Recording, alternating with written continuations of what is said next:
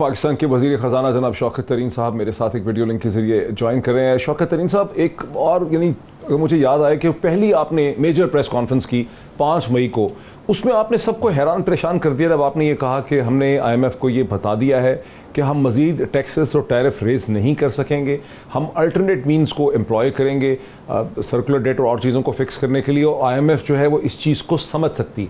ये अभी तक लोगों को हज़म नहीं हुआ कि ये पिछले 2 बरस से IMF ये चीज़ नहीं समझ सकी, 1.5 बरस से। अभी अचानक क्या वजह है कि आप IMF को समझा पाएंगे? आप इतने पुरुमीद क्यों हैं? देखें जी, पुरुमीद होने की वजह यह है कि इस वक्त के हालात ही ऐसे हैं, और किसी भी इदारे को और इंटरनेशनल इदारे को समझाया जाए कि हमारे जो करीब अवाम हैं वो अभी और बोझ नहीं बर्दाश्त कर सकते। देखिए जी, मतलब पहले पावर पे आ जाएं। पावर में क्या बात है, हमारी कैपेसिटी पेमेंट्स इतनी ज़्यादा हो गई हैं कि उसको पास ऑन करने के लिए IMF और सर्कुलर डेट हमारा इतना बढ़ता जा रहा है कि अब वो 2.3 ट्रिलियन पे चला गया है। तो वो ये कह रहे हैं कि यार ये कहाँ रुकेगा, ये सस्टेनेबल ही नहीं है, तो आप इसको बढ़ने से कैसे रोकेंगे? उसका एक ही तरीका है कि आप ये टैरिफ जो है इंक्रीज़ कर दें। मेरा कहना ये है कि भाईजान, पहले तो आप टैरिफ इंक्रीज़ करेंगे in kind of government managed industry, क्योंकि ये तो डिस्कोज वगैरह हमारे हुकूमत के नीचे ही है। करप्शन बढ़ती है, आपकी जो है परफॉर्मेंस वो पूरी तरीके से आपको वो पैसे वापस नहीं आते। और दूसरा ये है कि ये बोझ कितनी देर, मतलब कि कैसे उठाएंगे ये हमारे लोग, कैसे उठाएंगे, इंडस्ट्री कैसे उठाएगी, अनकम्पिटिटिव हो जाएगी। तो हम आपको वही जो आप मकसद पूरा करना चाह रहे हैं हम और तरीके से कर सकते हैं। बिकॉज इस वक्त इशू क्या है, इस वक्त इशू ये है कि हमारी जो है वो ग्रोथ अभी उस लेवल पे नहीं पहुंची कि वो इतनी जो कैपेसिटी जो लगा के चले गए हैं पिछली हुकूमत उसको एब्जॉर्ब कर सके। So it will take us 3 to 4 or 5 years for our growth rate to reach a stage whereby they can absorb this capacity। ठीक है, तो हमें एक 5 साल की एक वो चाहिए, तो वो हम करके उनको दिखा देंगे, और सो दैट वो बोझ जो है वो टैरिफ्स पे ना आए। और फिर हम ये करेंगे कि हम ये भी कर रहे हैं कि अपनी डिस्कोस की परफॉर्मेंस इंप्रूव कर रहे हैं ताकि लाइन लॉसेस कम हों, रिकवरी ज़्यादा हों। तो ये चीज़ें जो हैं this probably will help us mitigate the increase in tariffs. ये पहली बात। लेकिन दूसरी चीज़ उन्होंने कहा ये एग्जाम, थोड़ा सा उनका पॉइंट ऑफ व्यू लिया हूँ कि ऑपोजिशन और पिछली हुकूमतें ये कहती हैं कि जी हम जब आए थे तो पावर का क्राइसिस था, बिजली नहीं थी, तवानाई नहीं थी, हम मजबूर थे, हमने तो ये प्लांट लगाए इतने सारे एनर्जी प्रोड्यूस करने के लिए, इसी वजह से तो आज एनर्जी है, ये कोई इतना बड़ा मसला नहीं है, ये हुकूमत इसको हैंडल नहीं कर पा रही। वो कहते हैं एनर्जी प्रोवाइड की हमने। वो बिल्कुल ठीक कर रहे हैं। सवाल कह रहे हैं कि वो उस वक्त अंधेरे थे जिस तरह वो कह रहे हैं, और उन्होंने बिजली लगा दी। सवाल ये कि उन्होंने प्लानिंग ही नहीं की। उन्होंने ये नहीं समझा कि यार हमें 4000 अभी चाहिए या पेसिंग करनी है, इस तरीके से करेंगे over a period of time हम ये 12000 लगाएं, 5 सालों में ना लगा दें। उन्होंने 5 सालों में लगा दिए 12000, ज़रूरत नहीं है 12000 की। और अब जो है कि अगर आप 10% भी ग्रो कर रहे हो एवरी ईयर, तो ये आपको कम से कम 3-4 साल लगेंगे टू एब्जॉर्ब दिस। अच्छा, तो मैं ये कह रहा हूँ कि उन्होंने लगाए और उनको क्रेडिट जाता है कि लगाए उन्होंने। अच्छा, लेकिन ज़्यादा लगाना भी एक बहुत बड़ा हमारे लिए मसला पैदा हो गया ना। मैंने आपको कहा capacity payments in 2018 was 465 billion and they will be 1455 billion 2023। लेकिन इस हुकूमत कहाँ से हम पैसे लेके आएंगे? जो रीनेगोशिएशन की है इमरान खान हुकूमत ने IPPs के साथ, उससे आपको कोई मदावा नहीं हुआ, उससे मदद नहीं मिल रही? ज़रूर, ये this is part of it.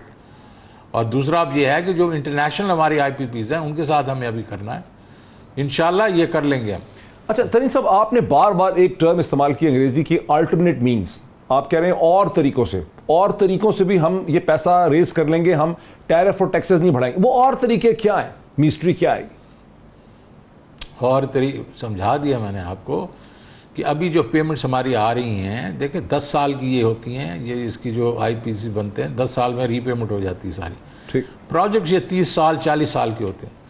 तो कोई इसमें अबाम नहीं है कि अगर हम इसको 5 साल एक्सटेंड कर लें उन पेमेंट्स को और कहेंगे इसमें हमें रिलीफ दी जाए, तो वो basically will be can be use till our economy starts growing at a pace that it absorb this excess capacity. अच्छा, अब आपने ये भी कहा कल कि हमारी पहली प्रायोरिटी मेरी ये होगी प्राइस स्टेबलाइजेशन, दूसरी होगी इकोनॉमिक ग्रोथ, फिर 4 इंडस्ट्रीज़ का आपने जिक्र किया, मैं उनके ऊपर फिर आता हूँ कि जिसमें हाउसिंग है, जिसमें एग्रीकल्चर है, जिसमें एक्सपोर्ट्स हैं, जिसमें इंडस्ट्रीज़ हैं। हाउसिंग में इस वक्त एक बोनेंजा चल रहा है, गुज़िश्ता चंद माह से नज़र आ रहा है, हमें हर तरफ नज़र आ रहा है। अगर आप टेलीविज़न के इश्तिहार देख लें तो 90% इश्तिहार जो है वो रियल एस्टेट के रिलेटेड है। लेकिन लोग कहते हैं कि ये चूँकि एमनेस्टी स्कीम दी हुई है हुकूमत ने 30 जून तक, उसकी वजह से है। ये एमनेस्टी स्कीम कंटिन्यू करेगी, ये हाउसिंग बोनेंजा आगे चलेगा, धड़ाधड़ घर बिक रहे हैं, खरीदे जा रहे हैं, घर बन रहे हैं, कंस्ट्रक्शन हो रही। देखिए, ये बोनेंजा जो है, ये जो एमनेस्टी है, ये डेवलपर्स के लिए थी कि वो अपनी इन्वेस्टमेंट्स को लेके आ सकें।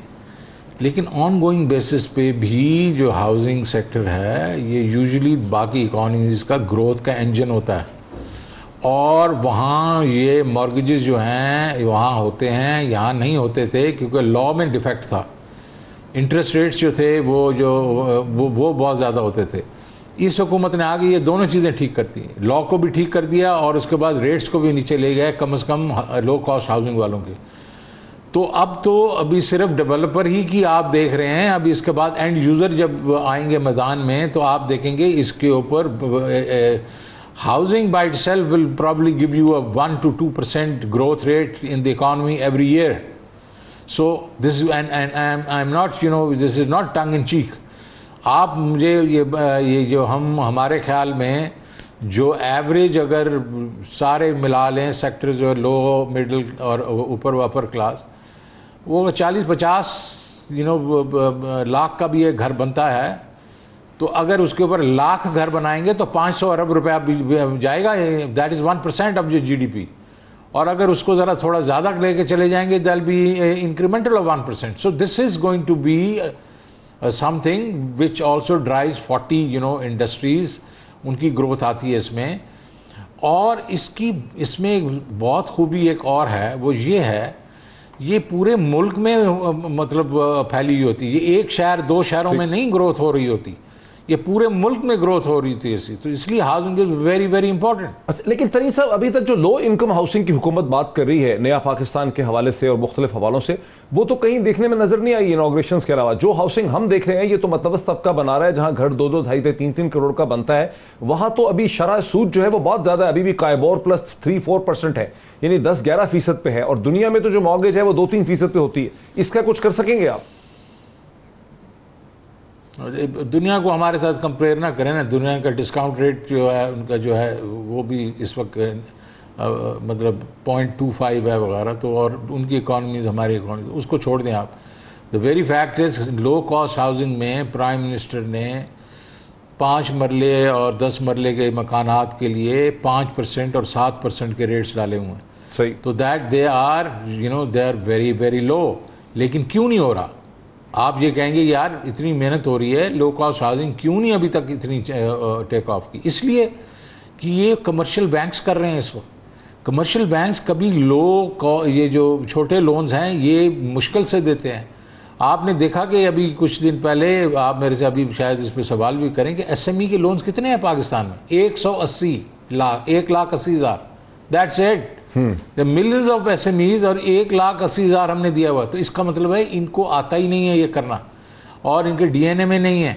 तो हम अब इसका पैराडाइम शिफ्ट करेंगे। लो कॉस्ट हाउसिंग जो है वो हम रिटेल करवाएंगे थ्रू दीज जो है आपका micro finance banks, micro finance NGOs, उनके थ्रू रिटेल करवाएंगे, जो कि ये चीज़ 20-20 साल से कर रहे हैं, जिनकी जो लॉस रिकवरीज आर बेसिकली जो लोन रिकवरीज आर 99%। सो ये पैराडाइम शिफ्ट करने वाले हैं हम, इंशाल्लाह हम अनाउंस करेंगे कुछ हफ्तों के बीच में। एक पूरा का पूरा प्रोग्राम है ये।